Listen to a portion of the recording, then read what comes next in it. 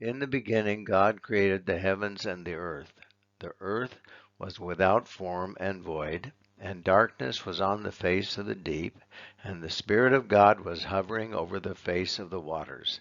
Then God said, "Let there be light," and there was light. And God saw the light that it was good, and God divided the light from the darkness. God called the light day, and the darkness he called night. So the evening and the morning were the first day. Then God said, "Let there be a firmament in the midst of the waters, and let it divide the waters from the waters." Thus God made the firmament, and divided the waters which were under the firmament from the waters which were above the firmament. And it was so. And God called the firmament heaven. So the evening and the morning were the second day. Then God said, "Let the waters under the heavens be gathered together into one place, and let the dry land appear." And it was so. And God called the dry land earth, and the gathering together of the waters he called seas. And God saw that it was good. Then God said, "Let the earth bring forth grass, the herb yields seed, and the fruit tree that yields fruit according to its kind, whose seed is in itself on the earth." And it was so. And the earth brought forth grass, the herb that yields seed according to its kind, and the tree that yields fruit, whose seed is in itself according to its kind. And God saw that it was good. So the evening and the morning were the third day. Then God said, "Let there be lights in the firmament of the heavens to divide the day from the night, and let them be for signs and seasons, and for days and years, and let them be for lights in the firmament of the heavens to give light on the earth." And it was so. Then God made two great lights, the greater light to rule the day, and the lesser light to rule the night. He made the stars also. God set them in the firmament of the heavens to give light on the earth, and to rule over the day and over the night, and to divide the light from the darkness. And God saw that it was good. So the evening and the morning were the fourth day. Then God said, "Let the waters abound with an abundance of living creatures. Let birds fly above the earth across the face of the firmament of the heavens." So God created great sea creatures and every living thing that moves, with which the waters abounded, according to their kind, and every winged bird according to its kind. And God saw that it was good, and God blessed them, saying, "Be fruitful and multiply, and fill the waters in the seas, and let birds multiply on the earth." So the evening and morning were the fifth day. Then God said, "Let the earth bring forth the living creature according to its kind, cattle and creeping thing, and beast of the earth, each according to its kind."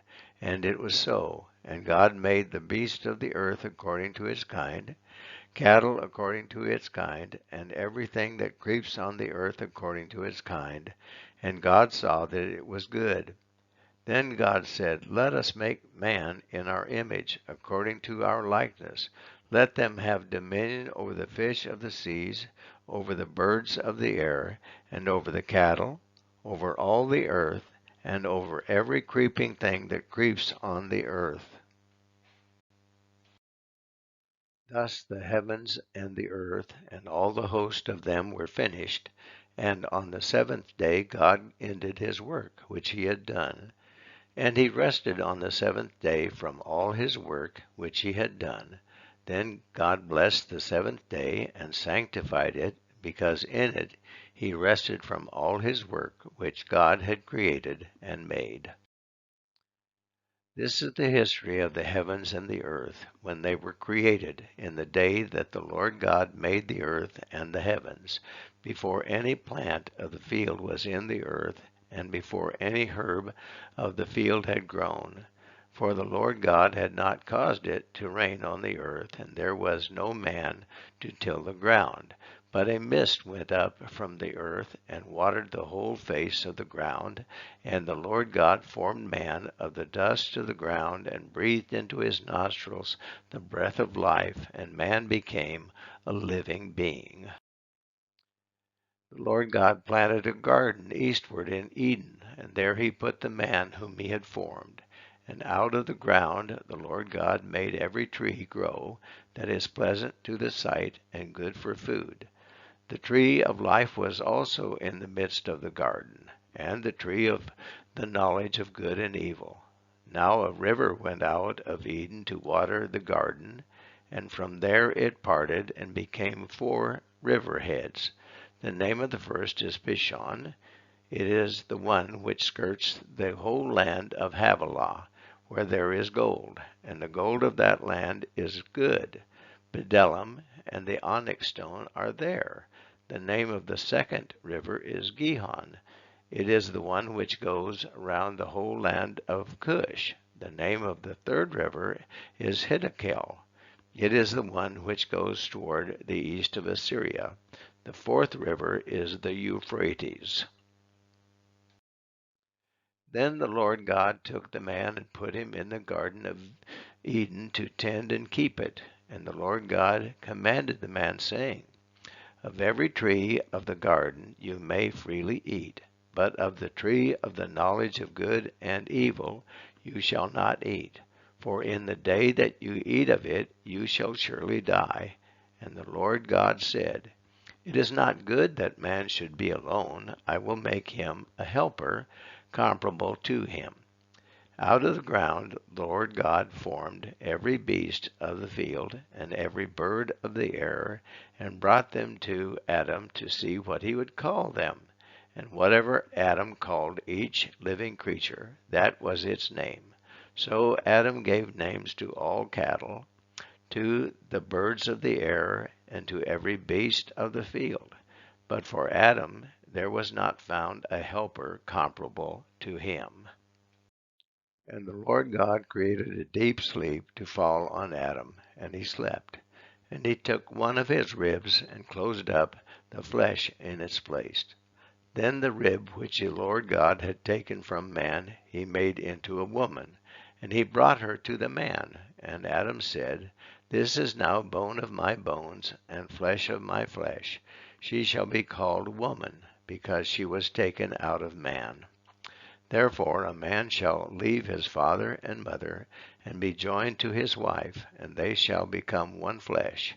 And they were both naked, the man and his wife, and were not ashamed.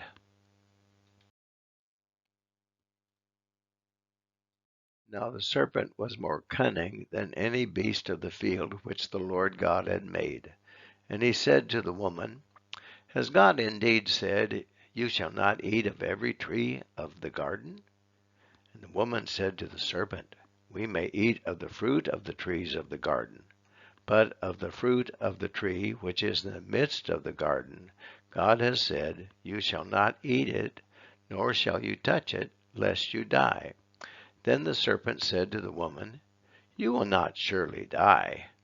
For God knows that in the day you eat of it, your eyes will be opened, and you will be like God, knowing good and evil. So when the woman saw that the tree was good for food, that it was pleasant to the eyes, and a tree desirable to make one wise, she took of its fruit and ate. She also gave to her husband with her, and he ate.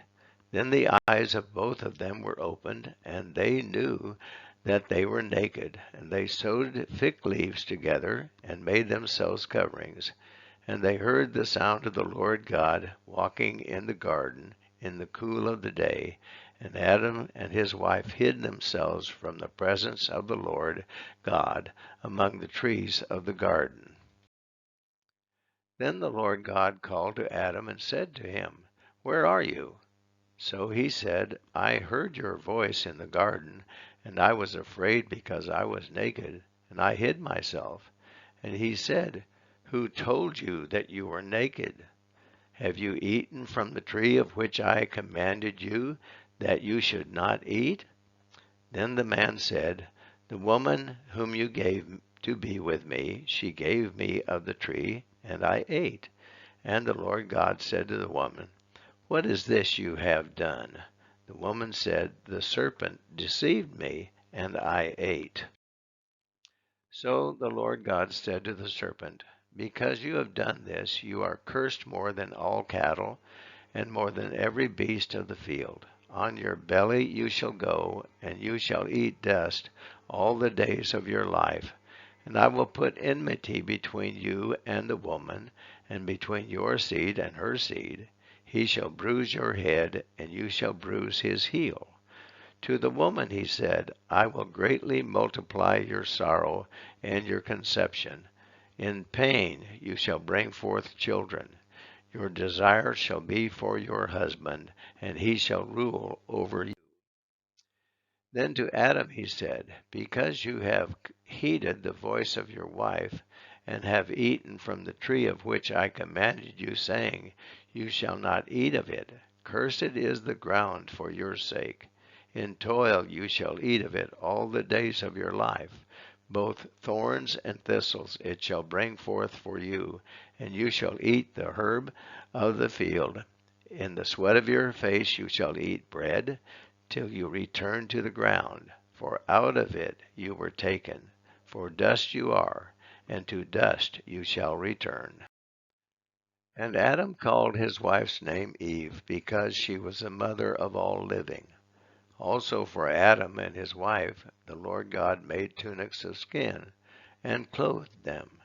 Then the Lord God said, Behold, the man has become like one of us, to know good and evil. And now, lest he put out his hand and take also of the tree of life, and eat, and live forever. Therefore the Lord God sent him out of the garden of Eden to till the ground from which he was taken. So he drove out the man, and placed cherubim at the east of the garden of Eden, and a flaming sword with which turned every way, to guard the way to the tree of life. Now Adam knew Eve his wife, and she conceived, and bore Cain, and said, I have acquired a man from the Lord. Then she bore again, this time his brother Abel. Now Abel was a keeper of sheep, but Cain was a tiller of the ground. And in the process of time it came to pass that Cain brought an offering of the fruit of the ground to the Lord. Abel also brought of the firstborn of his flock and of their fat. And the Lord respected Abel and his offering, but he did not respect Cain and his offering. And Cain was very angry, and his countenance fell. So the Lord said to Cain, Why are you angry? And why has your countenance fallen? If you did well, will you not be accepted? And if you do not do well, sin lies at the door. And it came to pass, when they were in the field, that Cain rose up against Abel his brother, and killed him. Then the Lord said to Cain, Where is Abel your brother? And he said, I do not know. Am I my brother's keeper? And he said, What have you done? The voice of your brother's blood cries out to me from the ground. So now you are cursed from the earth, which has opened its mouth to receive your brother's blood from your hand.